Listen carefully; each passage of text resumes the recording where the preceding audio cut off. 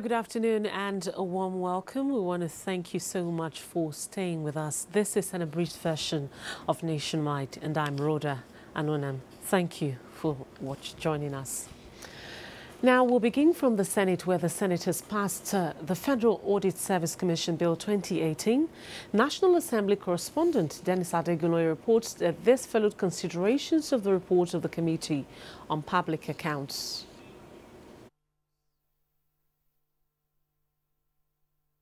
The bill is to empower the Office of the Auditor General to bring about proper accountability in public expenditure of the Federation. The bill will also establish the Federal Audit Service Commission to cater for the staff of the Office of the Auditor General for the Federation. The bill will also repeal the Audit Act of 1956. I hope that we expand the scope of the Office of Auditor General to cover some parastatals and agencies of the government that have kept themselves above board against the existing bill or act of the federal government. Today is a landmark achievement in the fight against corruption. This is really what we mean when we say the fight against corruption. This will bring accountability, probity into the finances of government, and really it's a big, major achievement. I want to commend all those members of the National Assembly, both the Senate and the House of Representatives here. This will go a long way in ensuring independence of the Auditor General. 4 other bills were also passed, including the Institute of Environmental Practitioners of Nigeria Establishment Bill 2018 and the Nigerian Aeronautical Search and Rescue Bill 2018. The Senate says it is committed to ensuring that the 2018 budget captures free health services to Nigerians, as stipulated in the National Health Act. This announcement was made by the Chairman, Senate Committee on Health, Finance and Information, to a coalition of civil society organizations which staged a peaceful rally at the National Assembly.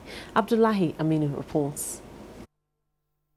The free healthcare services to be included in the 2018 budget are those contained in the National Health Act, which was passed in 2014. They include accidents and other emergency medical treatment, malaria preventive system, as well as mother and baby care. Your gesture will further encourage us to ensure that this 1% is included in the budget. Both the Speaker of the House of Reps and the Senate President himself have been quite positive in terms of making sure that this act is fully implemented. We are the ones who pass the law. We will be the last to subvert it. The advocating for the implementation of the act, which required 1% of the Nigeria's consolidated revenue fund. At least 1% to be given for health of the family, the health of the child, because health is a security problem.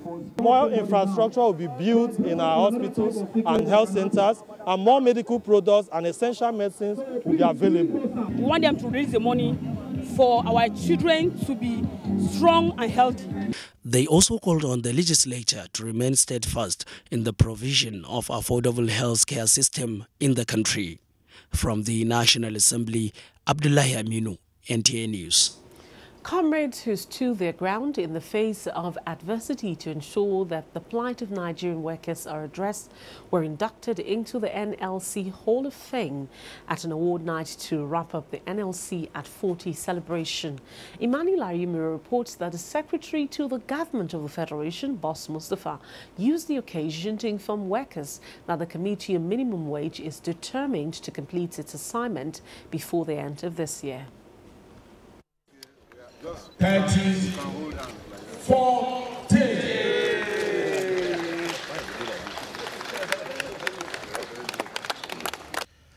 The anniversary cake was symbolic as it signaled the recognition of all those who contributed and laid their lives for the cause of the struggle. The pioneer president of the NLC, Hassan Sumoni, second president, Aliu Chiroma, and late Pascal Bafau, represented by his wife, were recognized for the historic sacrifice in the struggle for the working people of Nigeria. Late Gani Fahimi also received posthumous award for unique sacrifice. We are coming from a little beginning, a beginning that has many challenges, but because of the determination of our founding fathers and the solid they have laid, we are sure that the future is already secured. Meanwhile, the federal government, which recognized the contributions of Nigerian workers to the development of the nation, assured workers of government's commitment to their welfare. The federal government is conscious of the need to bring wages to meet economic realities. It is in this regard that a tripartite national minimum wage committee was inaugurated to review the national minimum wage. The committee is determined to complete its assignment before the end of this year. While the tripartite committee settles down to review the minimum wage, Nigerian workers are conscious of the outcome. Emmanuel Ayemiro, NTA News. Emmanuel Ayemiro there for us. NSCDC recovers stolen petrol. Time now for us to join Elizabeth in Lagos, who has details of this and more from our Lagos end. Elizabeth, it's over to you. Hello, Rhoda, and thanks for joining us in Lagos. The Nigerian Security and Civil Defense Corps Lagos Command has raided an illegal storage and marketing site for petroleum products at Alimosho local government area of the state. Mohammed Abdulkadir reports that over 3,000 litres of petrol was seized during the operation. While on routine patrol, the Surveillance and Intelligence Unit of the Nigerian Security and Civil Defense Corps discovered an illegal corridor for the storage and sales of the petroleum products. This is Valentine Obasi Road in Alimosho local government area of Lagos State. And to my far right is the house belonging to the illegal dealer in petroleum products who is said to be at large. We are going to work with appropriate security as well as government agency, as well as Lagos State government, to know who is the owner of the premises. Consequently, officers and men of the paramilitary outfit swung into action in an operation that lasted about an hour. This is the impounded bus where about 2,500 litres of petroleum product is stocked inside the sack and the polythene bags. Witnesses within the residential area refused to speak with NTA News crew for fear of reprisal attack. The seized vehicle and the product were later moved to the headquarters of the NSCDC State Command. In Lagos, Muhammad Abdelkadir, NTA News. Contraband with duty value of over 1.5 billion naira intercepted by the Nigerian Customs Service within the month of February has been presented to the media in Lagos. Comptroller Federal Operations Unit Zone A, Mohammed Uba, who disclosed this. 17 suspects have been arrested in connection with the seizures and have been handed over to the appropriate authority.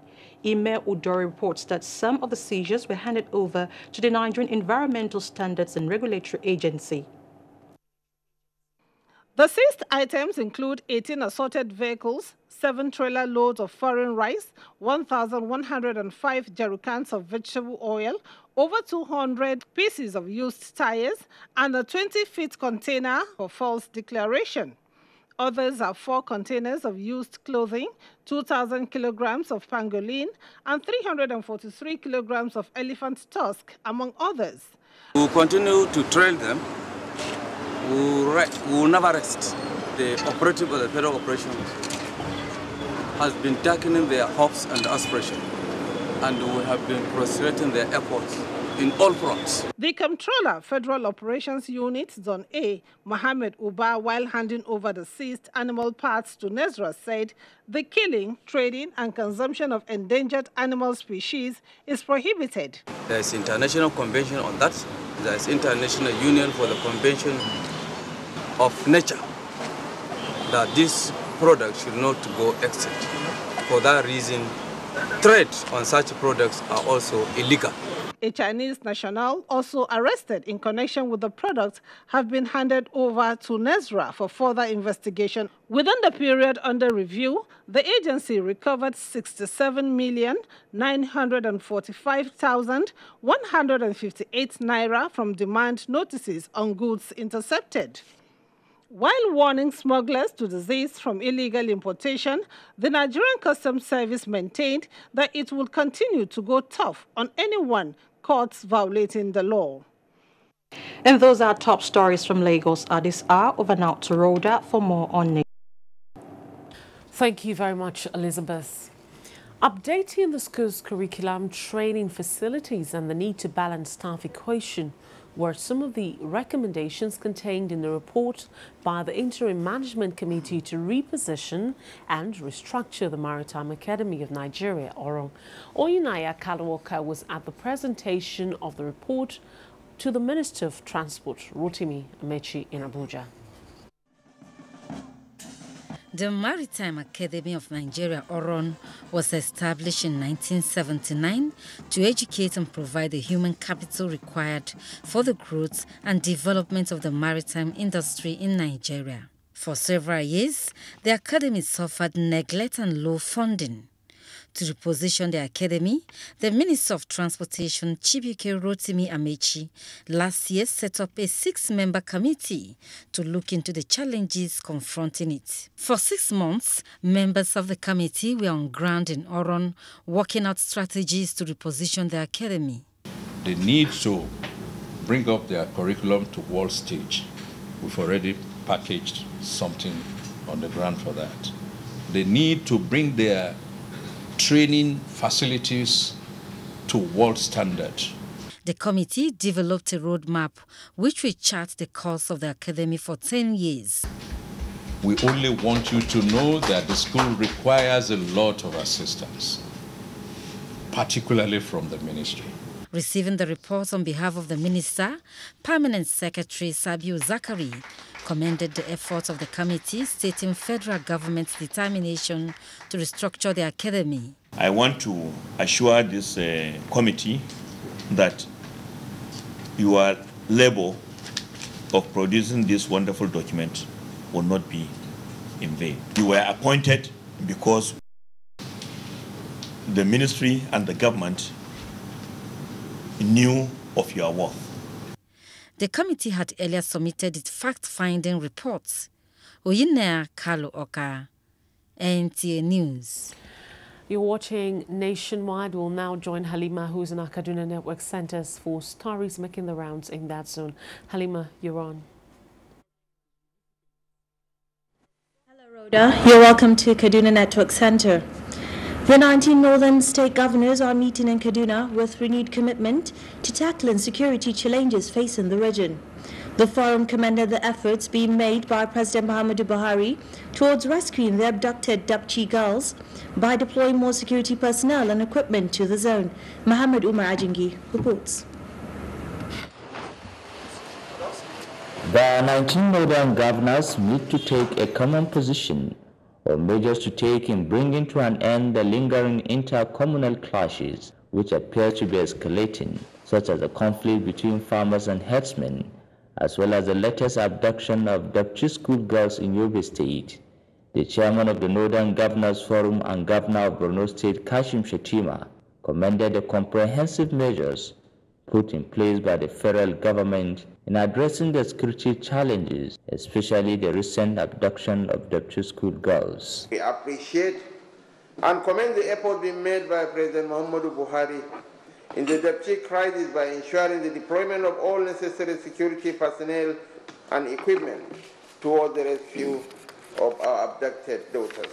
Our prayers and commiseration goes to the government and people of Yobe State, as well as the families of the victims over the sad and unfortunate incident. The governors will look into the outstanding issues concerning New Nigeria Development Company and the findings of the committee set up to solicit the views and comments of various groups in northern states irrespective of the persistent calls for restructuring of the country. In Kaduna, I am Muhammad Umar Ajingi, NTA News. As part of efforts to improve power supply in rural communities, the Kaduna State Government, in partnership with Republic of India, has commenced construction of an electricity substation at Maraban Jos with a capacity to supply 130 transmission lines. Again, Muhammad Umar Ajingi reports. The project was made possible through the bilateral agreement between Nigeria and India. The construction of the 2x60 MVA substation also includes 50 kVA solar power that will provide uninterrupted power supply to the rural communities, as well as create both direct and indirect jobs, thereby reducing poverty. Kaduna State is a beneficiary of $30 million out of the $100 million offered to the federal government of Nigeria under this arrangement, bilateral agreement with the Indian government, to provide complementary power infrastructure to support the economic and industrial activities of the zone. The power sector is so important in any country's economic growth. Indeed, we in India are also struggling to meet the aspirations and the demands of the public as well as the industry to provide the necessary power to be able to drive the economy forward. Additional street lights will be installed in strategic locations to enhance security of the state. In Kaduna, I am Muhammad Umar Ajingi, NTA News. Wife of the Kaduna State Governor, Hadiza Isma El-Rufai, is partnering with Federal Ministry of Health in promoting reproductive health in the state. Mrs. El-Rufai gave the indication at a forum organized by the Federal Ministry of Health for the promotion of reproductive health in Nigeria. Benny Adams has the details.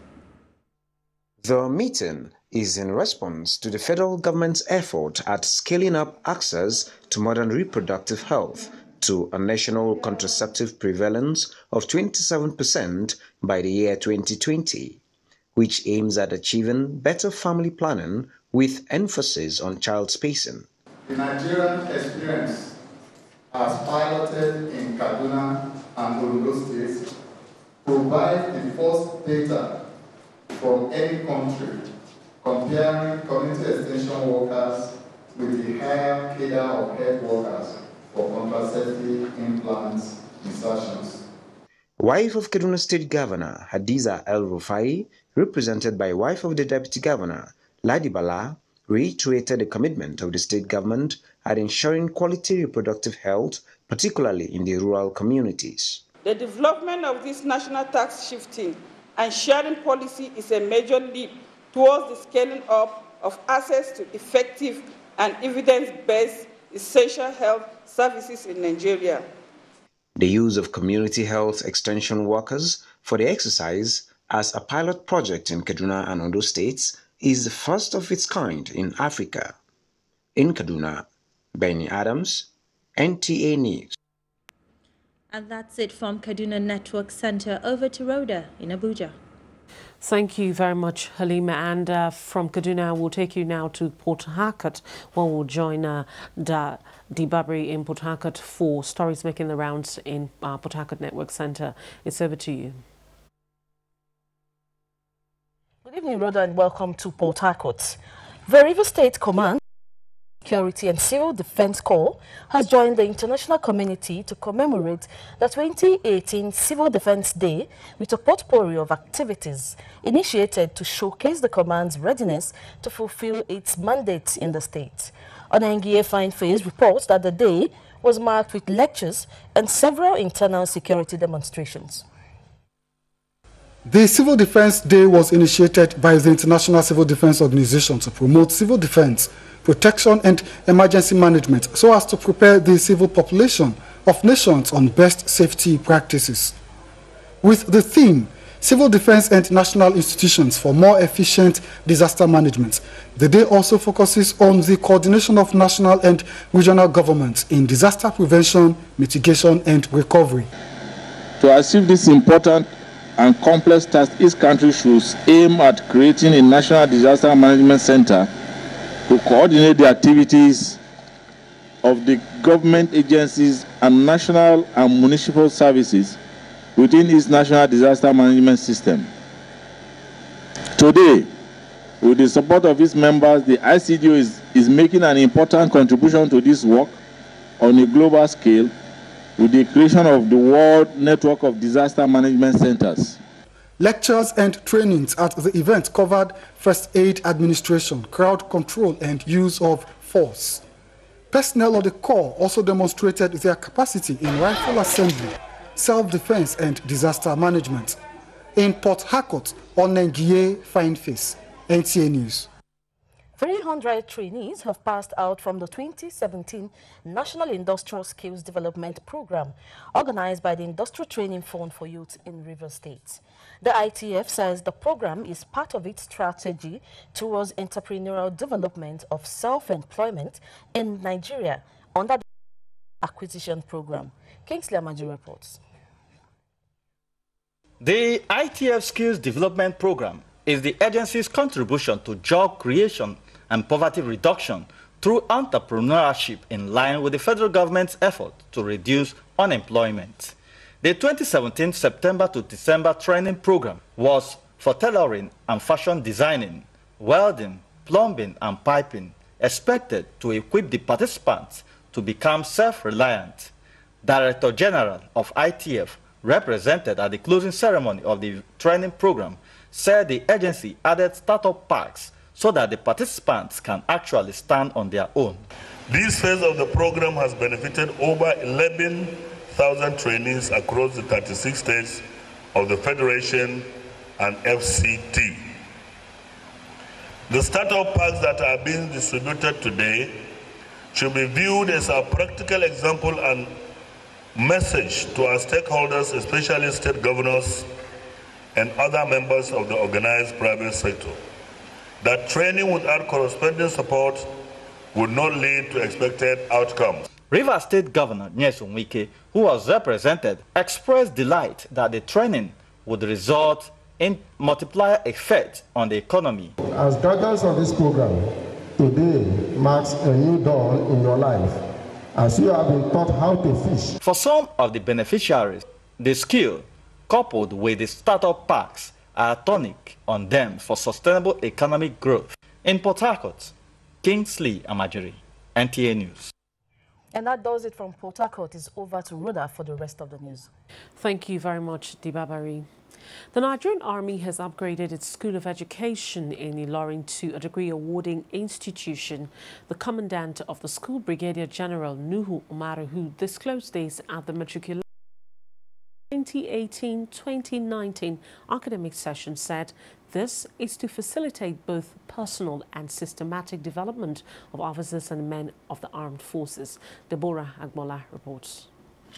The Nigerian Army School of Education has School of Humanities, School of Vocation and Technical Education, School of Education, School of Management Science, and School of Science and Information Technology.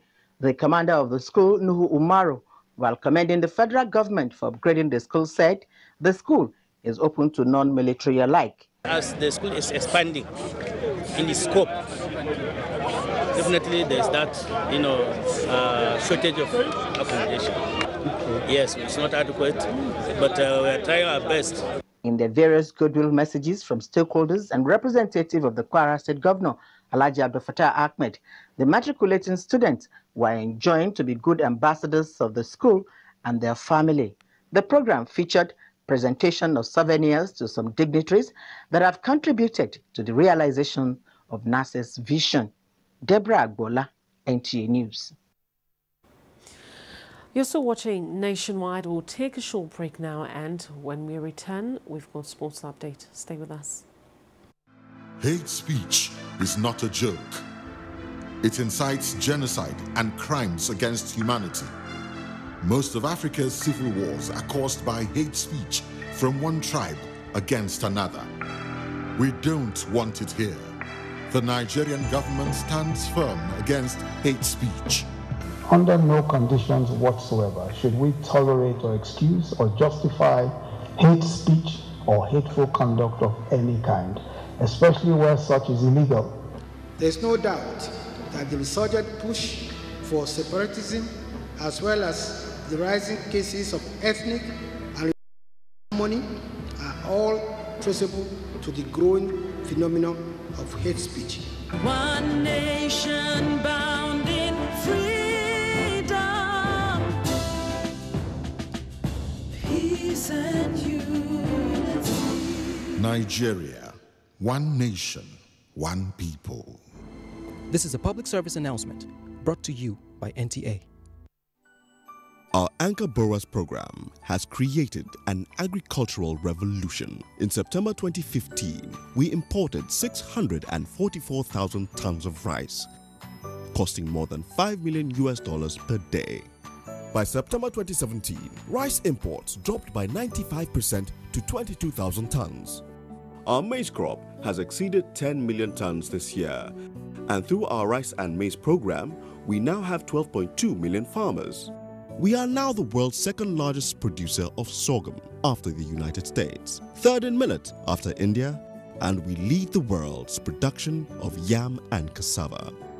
We've created numerous plantations solely for the export market, and our plan is to increase the agricultural sector from 25 to 49% of our GDP, thereby reducing poverty and increasing food security. The House Committee on Information, National Orientation, Ethics and Values is conducting a one-day public hearing on the following bills. A bill for an act to amend the Nigerian Television Act, Cap N24 laws of the Federation of Nigeria 2004 to provide for independent and impartial television broadcasting for general reception within and outside Nigeria. A bill for an act to amend the Nigerian Television Authority Act, Cap N136 laws of the Federation of Nigeria 2004. A bill for an act to establish a trust fund for the purpose of financing and strengthening Nigerian entertainment industry to spark job creation and growth, to provide for the management of the fund. A bill for an act to amend the Flag and Coat of Arms Act Cap F30 Law of the Federation 2004 to regulate the display and use of the national flag, setting flag and national coats of arms, and for other related matters. The hearing is scheduled to hold as follows. Date, Tuesday, 6th March 2018. Time, 10 a.m. Venue, Conference Room 028, House of Representatives, New Wing, National Assembly Complex, Abuja. Interested individuals and organizations wishing to submit memoranda should submit same to Committee Clerk, Room 327, 3rd floor, White House, House of Representatives, National Assembly Complex, Abuja, on or before Friday, 2nd March 2018. Announcer, Honorable Odubumi Olusegun Dokun, Committee Chairman.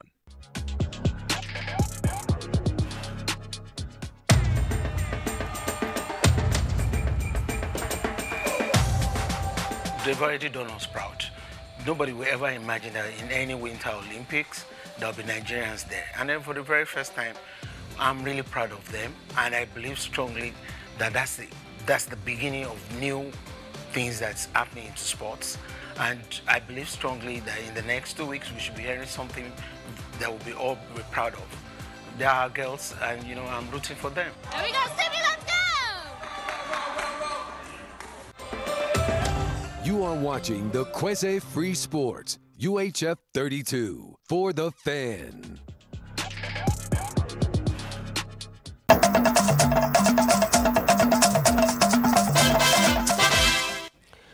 Welcome back. Time now for us to join our sports correspondent, Tamara Ibiwe, for an update in the world of sports. 48 professional golfers